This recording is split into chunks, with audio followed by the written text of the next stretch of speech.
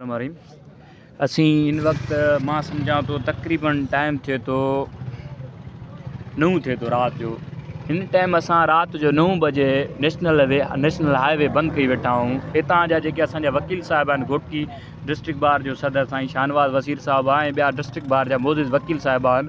असीं हिन वक्त मां सम्झा तो असां ॾींहुं 1 बजे जा मंझंदि जो निकितल हूँ, जेको असांखे SHO रिज़वान नरेजो जेको सिर्फ़ु ख़ाली दलासा ॾींदो साईं मां हाणे गिरफ़्तार कयां थो, मां हाणे कयां थो। असांजो जेको वकील साहब आहे सखीमार साहब, उन ते एतिरो तशद्दुद थियो, उन ते माना कातलाणो हमिलो थियो। उन खां बाद जेके FIR त थी वई, उन खां बाद असां चयो साईं असांजो इहो मुतालबो इहो आहे त असांजा जेके उन में नामिनेट जेके जवाबदार आहिनि उहे गिरफ़्तार कयो।